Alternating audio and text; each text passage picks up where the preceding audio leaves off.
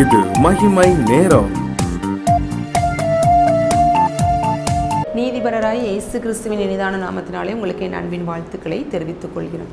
வேதாகமத்திலே குடும்பங்கள் எப்படி இருந்தது, எப்படி அவர்கள் ஆசீர்வதிக்கப்பட்டார்கள், அவங்ககிட்ட இருந்த என்ன குணநலன்கள் இருந்துச்சு, கணவன் மனைவிக்குள்ளதாக எப்படி ஐக்கியமாக இருந்தாங்க அப்படின்னு சொல்லிட்டு நம்ம ஒவ்வொரு குடும்பமாக பார்த்து கொண்டு வருகிறோம்.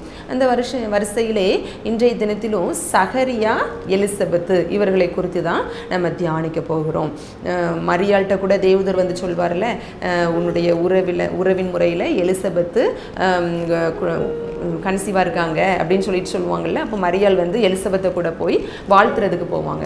அந்த எலிசபெத்தையும் சகரியாவையும் குறித்து தான் நம்ம தியானிக்க போகிறோம். லூக்கா 1:6 இவர்களை குறித்து சொல்லப்பட்டிருக்குது. அவர்கள் இருவரும் கர்த்தரிட்ட சகல கற்பனைகளின் படியையும் நியமங்களின் படியையும் குற்றமற்றவர்களாய் நடந்து தேவனுக்கு முன்பாக நீதி உள்ளவர்களாய் இருந்தார்கள். நம்ம குறித்து யாராவது சொல்லுவாங்களா? இப்படி இவங்க குற்றமற்றவர்கள், நீதி உள்ளவங்க, ரொம்ப பெர்ஃபெக்டாக நடக்கிறவங்க, இவங்க யாருக்கிட்டையும் சண்டையே போட மாட்டாங்க, ரொம்ப நல்லவங்க, இவங்க ஹஸ்பண்ட் அண்ட் ஒய்ஃப் அப்படின்னு சொல்லிட்டு நம்மளை குறித்து யாராவது சாட்சி சொல்லுவாங்களா? பாருங்க, வேதாகமத்திலேயே சகரியா, எலிசபெத்தை குறித்து அழகான சாட்சி. ஆண்டோடைய கட்டளைகளின் படியும் சகல கற்பனைகளின் படியும் நடக்கிறவர்கள், குற்றமற்றவர்கள் அப்படின்னு சொல்லிட்டு ஆண்டவர் பரிசுத்த வேதாகமத்தில் எழுதப்பட்டிருக்கு. நம்மை குறித்தும் மற்றவர்கள் சாட்சி சொல்லுகிற அளவுக்கு நாம் நடந்து கொள்ள வேண்டும். குற்றமற்றவர்களாக, நல்லவர்களாக, நீதி உள்ளவர்களாக, ஆண்டவருடைய சகல கற்பனைகளின்படி நடக்கிறவர்களாக நாம் இருக்க வேண்டும். நம்ம ஒரு மாதிரியாக நாம் இருக்க வேண்டும். இந்த சகரியா, எலிசபெத்துக்கு வயதான காலத்திலையும் அவங்களுக்கு குழந்தை இல்லாமல் இருந்தார்கள். இப்போ பாருங்க, ஆனால் அந்த சகரியா ஆசாரிய ஊழியம் செய்து கொண்டு வந்தார். ரொம்ப ஆச்சரியமாக இருந்துச்சு. இத்தனை வருஷம் அவர் எதிர்பார்த்திருந்த நன்மை கிடைக்கல, ஆனாலும் கூட ஆண்டவருக்காக அவர் பணி செய்வதை நிறுத்தவில்லை. பாருங்க, இப்படிப்பட்ட ஒரு நல்ல குணம் நமக்கு தேவை. நம்ம கேட்டுக்கொண்டிருக்கிற நன்மையை நாம் பெறவில்லை அப்படின்னா கூட ஆண்டவருக்கு நாம் செய்ய வேண்டிய ஊழியத்தை நாம் ஒழுங்காக செய்கிறவர்களாக இருக்க வேண்டும். ஆனால் நம்ம சில நேரில் என்ன பண்ணியிருந்தோம், ரொம்ப சோர்ந்து போயிருந்தோம்ல.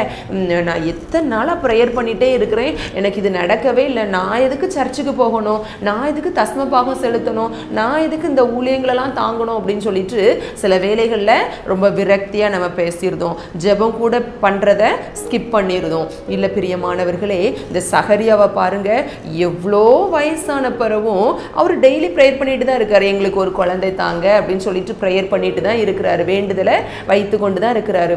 ஆனாலும் அந்த நன்மை கிடைக்கிறதுக்கு காலதாமதமான போதிலும் அவர் அந்த ஊழியம் செய்வதிலே அவர் என்ன பண்ணலை, தயக்கம் காட்டலை.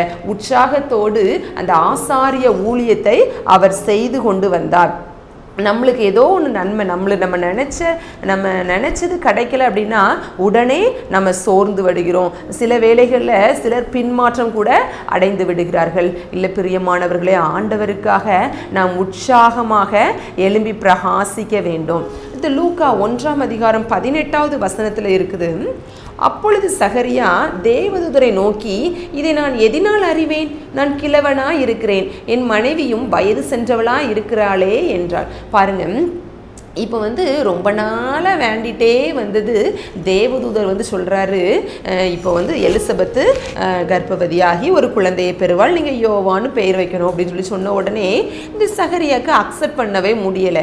எப்படி, நான் தான் ரொம்ப வயசாயிட்டேன், எனக்கு எலிசபெத்தும் கிழவியாயிட்டா, நானும் கிழவனாயிட்டேன் அப்படின்னு சொல்லிட்டு அவரால் அந்த ஆசீர்வாதத்தை பெற்றுக்கொள்றதுக்கு முடியலை. அவ்வளோ தயக்கமாக இருக்குது. நாம் கூட சில வேளைகளில் அப்படி தான் நினச்சிருந்தோன்னே.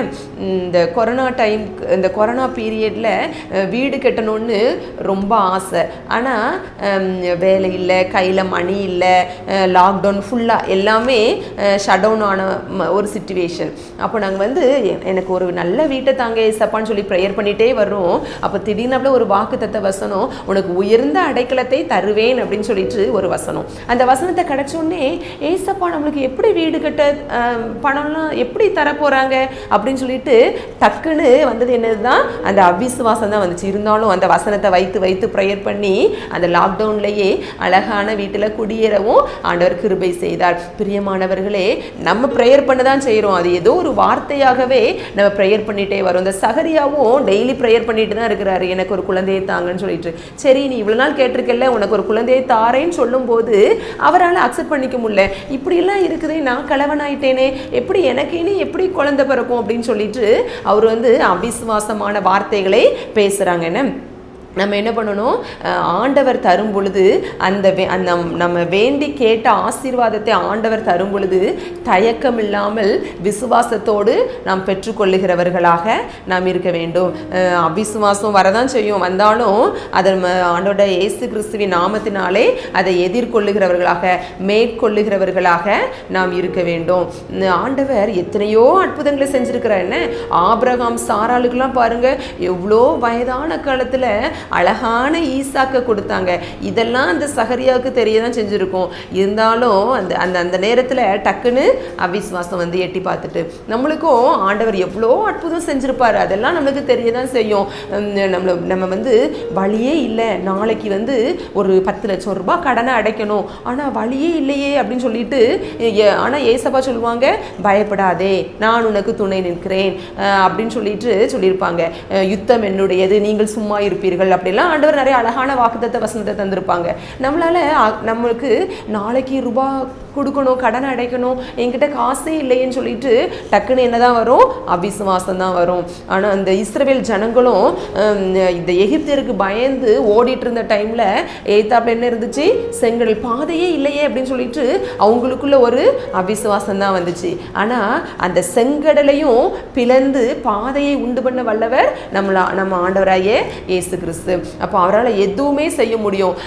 செத்து போன கர்ப்பத்திலே ஈசாக்கை கொடுக்க ஆண்டவருக்கு முடியுமானால், அந்த செங்கடலை 2ஆக பிளந்து பாதையை உண்டாக்க முடியுமானால், உங்களுடைய கடனையும் அடைக்க அவருக்கு முடியும். ஆண்டவர் இந்த டாக்டர்ஸ் என்னன்னாலும் சொல்லியிருக்கலாம், என்ன இந்த நோயிலிருந்து குணப்படுத்தவே முடியாது, இது உங்களுக்கு இப்படி தான் இருக்கும், இந்த தலைவலி எப்போவுமே இருந்துகிட்டே தான் இருக்கும், அப்படி எப்படினாலும் சொல்லியிருக்கலாம், டாக்டர்ஸ் என்னன்னாலும் சொல்லலாம். ஆனால் ஆண்டவரால் முடியாதது ஒன்றுமே இல்லை. அப்போது நம்ம வேண்டி கொண்டு இருக்கிறது ஆண்டவர் தரும் பொழுது அதை விசுவாசத்தோடு நாம் பெற்றுக்கொள்ளுகிறவர்களாக இருக்க வேண்டும். இந்த இவர் அவிசுவாசமா சொன்னதுனால அந்த இடத்துல என்ன ஆயிருது? குழந்தை பிறக்கிற வரைக்கும் நீ பேச முடியாது உன்னால அப்படின்னு சொல்லிட்டு தேவதூதர் சொல்லிட்டு போயிடுவாங்க. சரியா? இப்போ இந்த சகரியாவால பேச முடியலை. ஆனாலும் பாருங்க, குழந்தை பிறந்த உடனே அப்பா கிட்ட போய் கேட்குறாங்க, பையனுக்கு என்ன பெயர் வைக்கணும் அப்படின்னு சொல்லிட்டு சொன்ன உடனே அந்த சகரியா என்ன பண்ணுறாரு?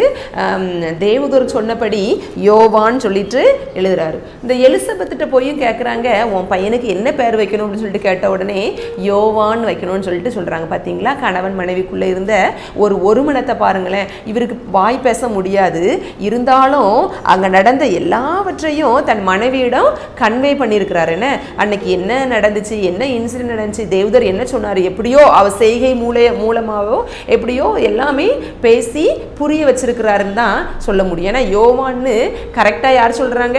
எலிசபெத்தும் சொல்கிறாங்க. அப்போ கணவன் மனைவிக்கு இடையில எந்த ஒரு ஒளிவு மறைவும் இருக்கக்கூடாது. எப்படி இந்த சகரியாவும் எலிசபெத்தும் ஒரு மனதோடு அந்த பெயரை வைத்தார்களோ, நாம் என்ன பண்ணணும்? நம்ம குடும்பம் நல்ல ஆசீர்வாதமாக இருக்கணும் அப்படின்னா கணவன் மனைவி கடையில் எந்த ஒரு ஒளிவு மறைவும் இருக்கக்கூடாது. இன்றைய காலத்துலலாம் கணவனுடைய மொபைல் பாஸ்வேர்டு மனைவிக்கு தெரியாது, மனைவியோட மொபைலில் இருக்கிற பாஸ்வேர்டு கணவனுக்கு தெரியாது. இல்லை பிரியமானவர்களே, நம்ம 2 பேருக்கும் இடையில நம்மெல்லாம் ஒரே சரீரமாக இருக்கிறோன்னு சொல்லிட்டு தான் திருமணத்தின் போது நம்மளை ஆசீர்வதித்திருப்பாங்க. நம்ம கணவன் மனைவிகளுக்கு இடையில எந்த ஒரு ஒளிவு மறைவும் இருக்கக்கூடாது. நம்ம சேர்ந்து கலந்தாலோசித்து எந்த ஒரு முடிவனாலும் எடுக்கணும். ஒரு வீடு கட்டணுமா, இல்லைன்னா நம்ம பிள்ளைகளை மேற்படிப்பு படிக்க வைக்கணுமா, எந்த காலேஜில் சேர்க்கலாம், எல்லாமே 2 பேரும் உட்கார்ந்து குடும்பமாக அமர்ந்திருந்து கர்த்தருடைய ஆலோசனையின்படி நாம் என்ன பண்ணணும்? கலந்து ஆலோசித்து ஒரு முடிவு எடுக்கணும். அப்படி எடுக்கும் பொழுது கர்த்தர் தாமே உங்களை ஆசீர்வதிப்பாராக. ஜெபம்.